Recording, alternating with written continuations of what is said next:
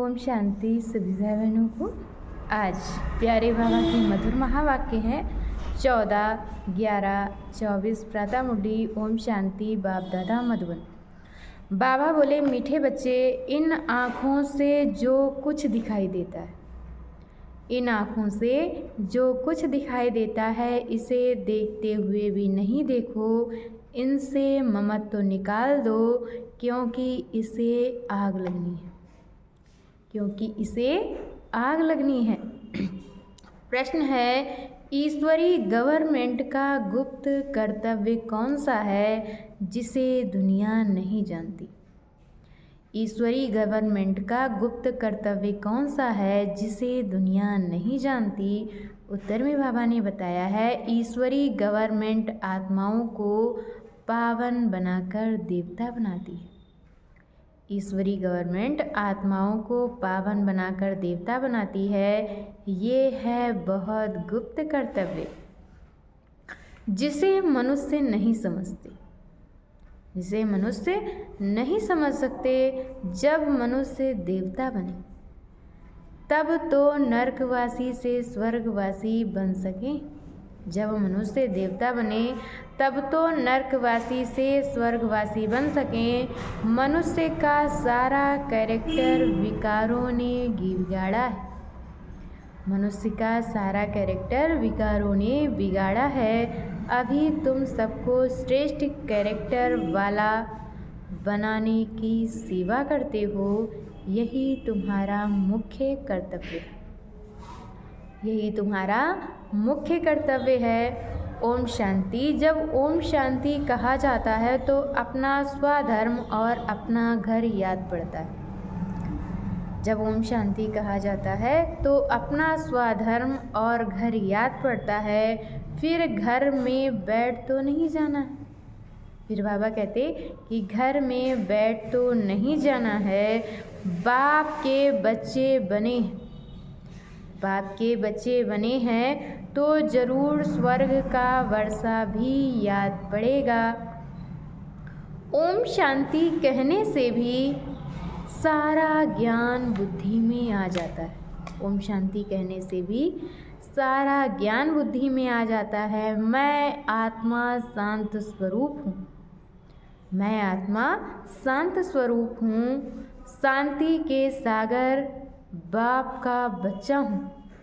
जो बाप स्वर्ग की स्थापना करते हैं, जो बाप स्वर्ग की स्थापना करते हैं, वही बाप हमको पवित्र शांत स्वरूप बनाते हैं। मुख्य बात है पवित्रता की। पवित्र दुनिया और अपवित्र दुनिया है। मुख्य बात है पवित्रता की और पवित्र दुनिया अपवित्र दुनिया है। पवित्र दुनिया में एक भी विकार नहीं। अपवित्र दुनिया में 5 विकार हैं। इसलिए कहा जाता है विकारी दुनिया। वह है निर्विकारी दुनिया। निर्विकारी दुनिया में सीढ़ी उतरते उतरते फिर नीचे विकारी दुनिया में आते हैं। वह है पावन दुनिया और ये है पतित दुनिया। राम राज्य और रावण राज्य है ना। बाबा कहते राम राज्य और रावण राज्य है ना। समय पर दिन और रात गाए जाते हैं। ब्रह्मा का दिन और ब्रह्मा की रात। ब्रह्मा का दिन और ब्रह्मा की रात। दिन सुख और रात दुख। रात भटकने की होती है। यूँ तो रात में कोई भटकना नहीं होता है। यूँ तो बाबा कहते हैं रात में कोई भटकना नहीं होता है। तुम बच्चे यहाँ आए हो सद्गति पाने के लिए। तुम्हारी आत्मा में 5 विकारों के कारण पाप थे।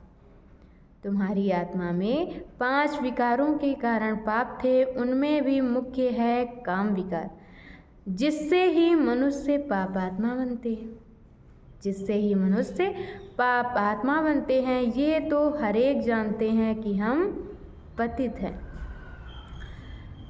भ्रष्टाचार से पैदा हुए हैं। एक काम विकार के कारण सारी क्वालिफिकेशन बिगड़ पड़ती है। बाबा कहते एक काम विकार के कारण सारी क्वालिफिकेशन बिगड़ पड़ती है, इसलिए बाप कहते हैं इस काम विकार को जीतो। इस काम विकार को जीतो तो जगत जीत नई दुनिया के मालिक बनेंगे। तो अंदर में इतनी खुशी रहनी चाहिए। तो बाबा कहते अंदर में इतनी खुशी रहनी चाहिए। मनुष्य पतित बनते हैं तो कुछ समझते नहीं। मनुष्य जब पतित बनते हैं तो कुछ समझते नहीं हैं। इस काम पर ही कितने हंगामे होते हैं। इस काम पर ही बाबा कहते कितने हंगामे होते हैं, कितनी अशांति, हाहाकार हो जाता है। इस समय दुनिया में हाहाकार क्यों है? इस समय दुनिया में हाहाकार क्यों है? क्योंकि सभी पाप आत्माएं हैं। विकारों के कारण ही असुर कहा जाता है। विकारों के कारण ही असुर कहा जाता है। अभी बाप द्वारा समझते हो हम तो बिल्कुल कौड़ी मिसल, वर्थ ए नॉट ए पेनी थी। अभी बाप द्वारा समझते हो हम तो बिल्कुल कौड़ी मिसल, वर्थ नॉट ए पेनी थे। काम की जो चीज़ नहीं उसे आग में जलाया जाता है।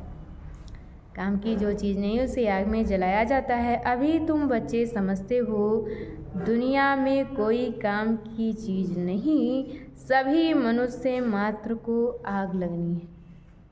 अच्छा, मीठे मीठे सीखते बच्चों प्रति माता पिता बाप दादा का याद प्यार और गुड मॉर्निंग। रूहानी बाप की रूहानी बच्चों को नमस्ते। हम रूहानी बच्चों की तरफ से रूहानी माता पिता बाप दादा को याद प्यार नमस्ते, ओम शांति, गुड मॉर्निंग, शुक्रिया बाबा, शुक्रिया। और आज बाबा ने मुरली में धारण करने के लिए मुख्य सार दिया है। पहला पॉइंट, माया के धोखे से बचने के लिए किसी भी प्रकार की इच्छा नहीं रखनी है। माया के धोखे से बचने के लिए किसी भी प्रकार की इच्छा नहीं रखनी है। इच्छा मात्रम अविद्या बनना है। बाबा कहते माया के धोखे से बचने के लिए किसी भी प्रकार की इच्छा नहीं रखनी है। इच्छा मात्रम अविद्या बनना है। दूसरे पॉइंट में बाबा ने बताया है कि विश्व के बादशाही की प्राइज लेने के लिए मुख्य है पवित्रता। विश्व की बादशाही की प्राइज लेने के लिए मुख्य है पवित्रता। इसलिए पवित्र बनने की हिम्मत रखनी है, अपने कैरेक्टर्स सुधारने। और आज बाबा ने हम बच्चों को वरदान दिया है, सदा याद की छत्र छाया के नीचे मर्यादा की लकीर के अंदर रहने वाले मायाजीत विजयी भक्त। सदा याद की छत्र छाया के नीचे मर्यादा की लकीर के अंदर रहने वाले मायाजीत विजयी भक्त। बाप की याद ही छत्र छाया है।